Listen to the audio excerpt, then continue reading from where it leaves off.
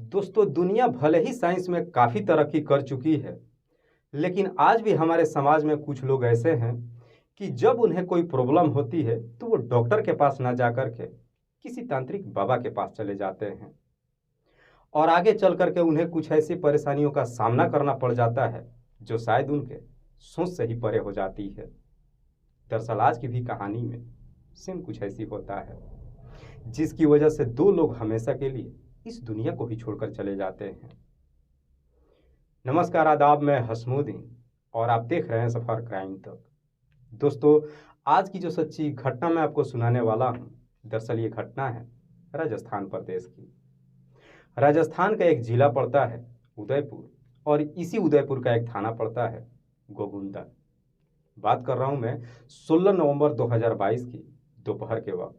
दरअसल इसी गोगुंदा थाने में एक व्यक्ति फोन करता है और पुलिस वालों से कहता है कि साहब, गोगुंदा के बाहर जो जंगल है, दरअसल जंगल के बीचों बीच दो लोगों की डेड बॉडीज पड़ी है, आप जल्दी से आ जाइए।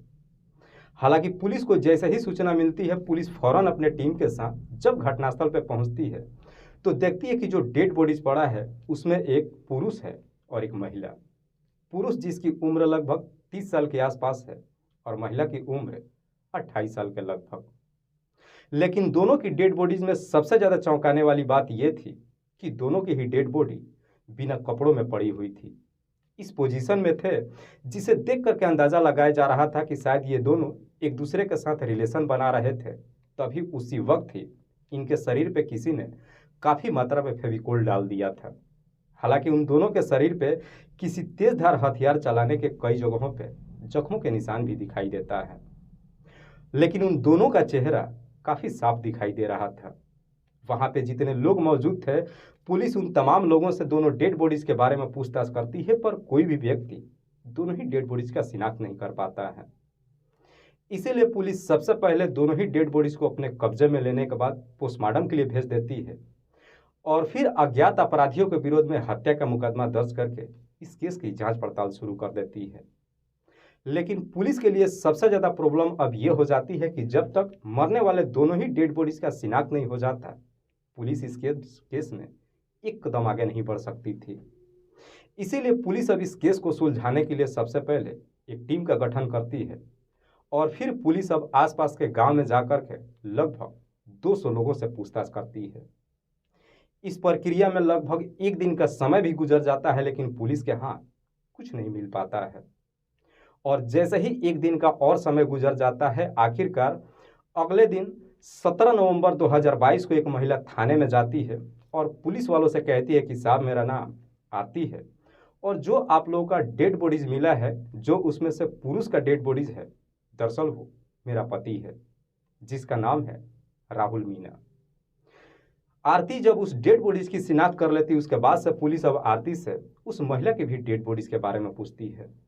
इस पर आरती पुलिस वालों को जवाब देते हुए कहती है कि साहब, मैं उस महिला के बारे में कुछ नहीं जानती हूँ।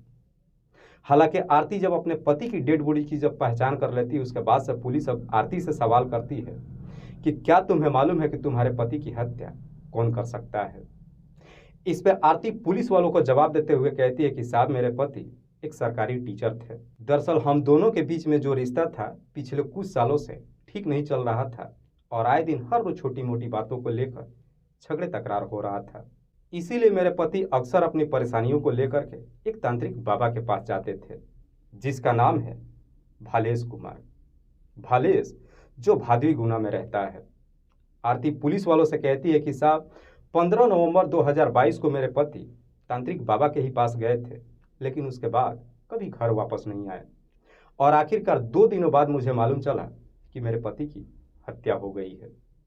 आरती जब यह सारी बात पुलिस को बता देती है, पुलिस के लिए एक काम तो आसान हो जाता है कि राहुल मीना की डेड बॉडी की शिनाख्त हो जाती है।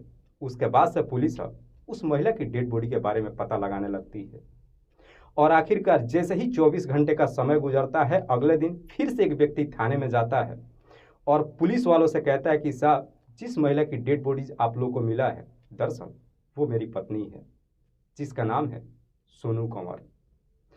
वो व्यक्ति पुलिस वालों से कहता है कि साहब, मेरी पत्नी और मेरे बीच में भी रिश्ते को लेकर के ठीक नहीं चल रहा था और पिछले कई सालों से मेरी पत्नी अपने परेशानियों को लेकर के तांत्रिक बाबा भालेश कुमार के पास जाती थी। आखिरी बार वो तांत्रिक बाबा के ही पास गई थी। वो व्यक्ति जब अपनी पत्नी की डेड बॉडी का शिनाख्त कर लेता है, उसके बाद से दोनों ही डेड बॉडी की शिनाख्त भी हो जाती है और पुलिस को बयान भी मिल जाता है। लेकिन इस केस में सबसे पहले एक ही नाम सामने निकल करके आता है, तांत्रिक बाबा भालेश कुमार। इसीलिए पुलिस को जब ये सारी बयान मिल जाती है, उसके बाद से पुलिस सबसे पहले भादवी गुना में तांत्रिक बाबा भालेश कुमार के पास जाती है और जा करके राहुल और सोनू के बारे में पूछताछ करती है। इस पे तांत्रिक बाबा पुलिस वालों को जवाब देते हुए कहता है कि हाँ साहब, ये बिल्कुल सत्य है कि राहुल और सोनू अक्सर मेरे पास अपनी परेशानियों को लेकर के आते थे, लेकिन मुझे नहीं मालूम है कि उन दोनों की हत्या किसने किया है।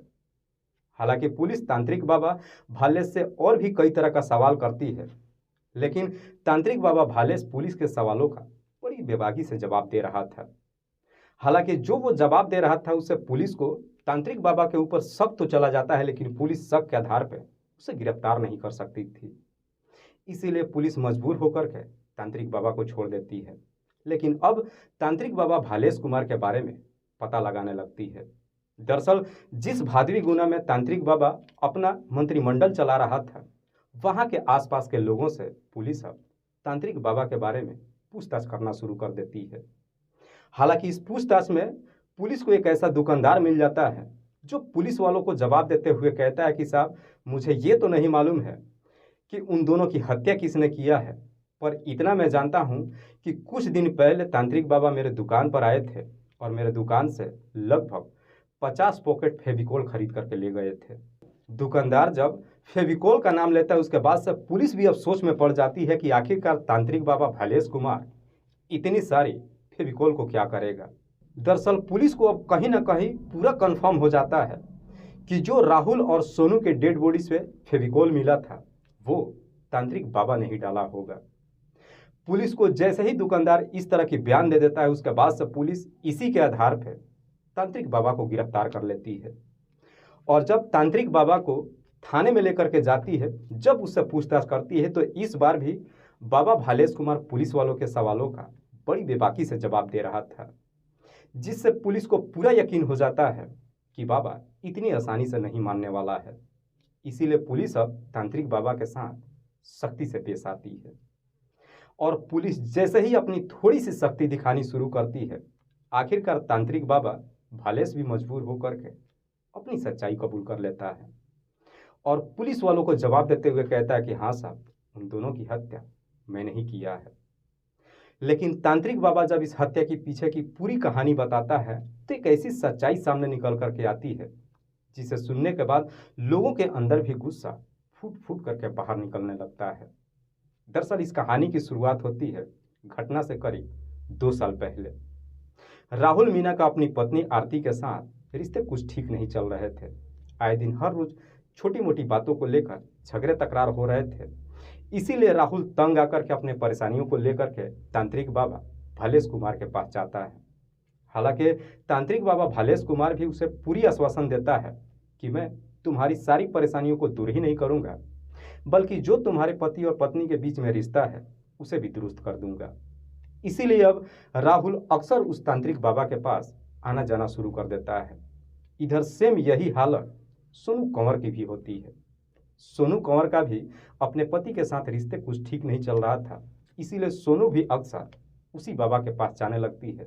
लेकिन बार बार जब वहां पे जाती है तो एक दिन बाबा के ही दरबार में राहुल और सोनू की मुलाकात होती है और जब दोनों एक दूसरे से बातचीत करते हैं, अपनी अपनी परेशानियां सुनाते हैं, तो मालूम चलता है कि दोनों की परेशानियां एक जैसी ही है, जिसकी वजह से राहुल और सोनू एक दूसरे के करीब आ जाते हैं, बातचीत करने लगते हैं।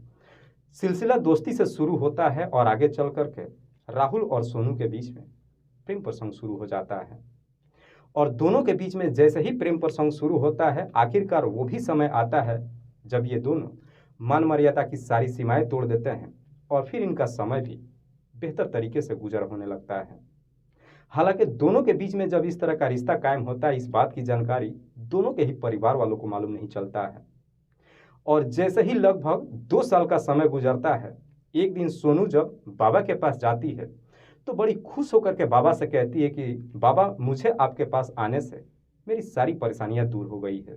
दरअसल मुझे राहुल मिल गया है और हम दोनों के बीच में प्रेम प्रसंग शुरू हो चुका है और हमने शादी करने का फैसला भी कर लिया है। दरअसल हम दोनों के बीच में फिजिकल रिलेशन भी बन चुका है। सोनू जब ये सारी बातें तांत्रिक बाबा भालेश कुमार से बताती है, खास करके जब ये बात कहती है कि हम दोनों के बीच में फिजिकल रिलेशन बन चुका है, ये सुन करके तांत्रिक बाबा भालेश कुमार को काफ़ी बुरा लगता है। क्योंकि सोनू जब तांत्रिक बाबा के पास गई थी तभी तांत्रिक बाबा भालेश कुमार को सोनू की खूबसूरती देख करके अपनी नीयत बिगड़ चुकी थी। जब ये सारी बात बताती है तब जाकर के तांत्रिक बाबा को लगता है कि शायद सोनू अब उसके हाथ से निकल चुकी है। इसीलिए अब तांत्रिक बाबा अपनी ख्वाहिशों को पूरा करने के लिए सोनू के प्रसाद में कुछ नशीली चीज़ें मिला करके देता है और सोनू जब वो खा लेती है फिर उसके साथ अपनी ख्वाहिश पूरा करने की कोशिश करता है। लेकिन उस वक्त भी सोनू होश में थी, उसे पूरा मालूम था कि बाबा उसके साथ क्या कर रहा है, इसीलिए सोनू इसका विरोध करने लगती है। हालांकि तांत्रिक बाबा भालेश सोनू के साथ जबरदस्ती भी करने की कोशिश करता है, लेकिन सोनू वहां से भाग निकलती है और आकर के ये सारी बातें राहुल से बता देती है। राहुल को जब ये सारी बात बताती है, ये सुन करके राहुल को भी काफ़ी बुरा लगता है। उसके बाद से राहुल सोनू को लेकर के बाबा के पास जाता है और जाकर के तांत्रिक बाबा भालेश को धमकियां देने लगता है। कहता है कि तुमने जो कुछ भी सोनू के साथ किया है, मैं ये सारी बातें अब दुनिया वालों को बताऊंगा कि तुम्हारी नीयत कैसी है और तुम्हारी लोगों के प्रति सोच कैसी है। हालांकि राहुल जब इस तरह की धमकी देता है तो इन धमकियों से बाबा भालेश कुमार भी एकदम से डर जाता है। उस वक्त तो कैसे भी समझा बुझा करके अपने बातों में ले लेता है और उन दोनों को विश्वास दिला देता है कि आज के बाद से ना तो मैं सोनू के तरफ गंदी नज़र से देखूंगा और ना ही उसके साथ कुछ गलत करने की कोशिश करूंगा। अपनी बातों में जब इन दोनों को उलझाता है, राहुल और सोनू भी बाबा की बातों में आ जाते हैं और फिर से बाबा के ऊपर भरोसा कर लेते हैं। और जैसे ही भरोसा कर लेते हैं उसके बाद से अब तांत्रिक बाबा अपनी असली रूप दिखाता है। दरअसल तांत्रिक बाबा को जब ये पूरा यकीन हो जाता है कि राहुल के रहते हुए सोनू से नहीं मिलने वाली है, आखिरकार गुस्से में आकर के तांत्रिक बाबा भालेश इन दोनों को ही इस दुनिया से ही हटाने का तय कर देता है और फिर इन दोनों को इस दुनिया से हटाने के लिए एक बहुत ही बेहतर प्लान बनाता है। सबसे पहले मार्केट में जाकर लगभग 50 पैकेट फेविकोल खरीद करके लाता है और फिर सोनू और राहुल को अपनी दरबार में बुलाता है और दोनों को समझाते हुए कहता है कि अगर तुम दोनों चाहते हो कि शादी करके तुम अपना जीवन बेहतर तरीके से व्यतीत करो तो मुझे इसके लिए एक पूजा करना होगा। पर यह पूजा यहाँ पे नहीं होगी बल्कि यहाँ से दूर किसी सुनसान जंगल में करनी होगी। अगर तुम कहो तो मैं ये पूजा कर देता हूँ, उसके बाद से तुम दोनों शादी कर लेना। बाबा जब इस तरह की बातें कहता है, राहुल और सोनू भी बाबा की बातों में आ जाते हैं और फिर इस पूजा को करने के लिए तैयार हो जाते हैं। और फिर 15 नवंबर 2022 को राहुल और सोनू अपने घर से निकलते हैं और बाबा के पास पहुंच जाते हैं। तांत्रिक बाबा भालेश इन दोनों से कहता है कि तुम लोग इसी गोगुंदा के बाहर जो जंगल है, जंगल के बीचों बीच पहुंच जाओ, मैं भी पीछे से आ रहा हूं।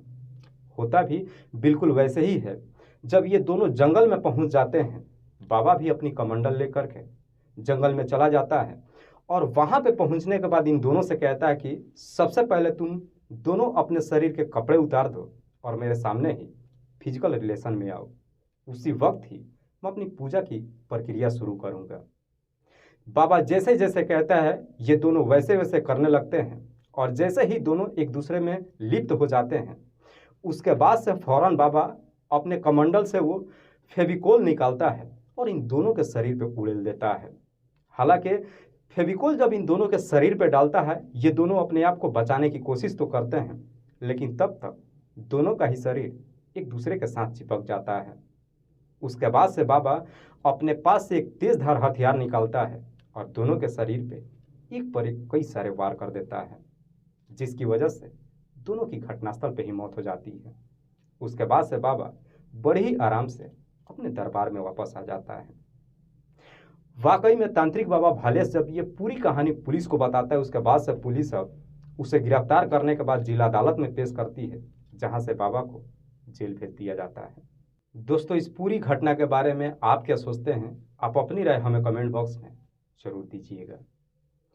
जाते जाते मैं आपको बता दूं कि कुछ मेरे व्यूअर्स हैं जो रोज़ाना मेरे इस वीडियो को देखते ही नहीं हैं, बल्कि अपना कीमती समय निकाल कर मुझे अपना प्यार भी देते हैं, जिनमें से एक का नाम है जहीर अहमद।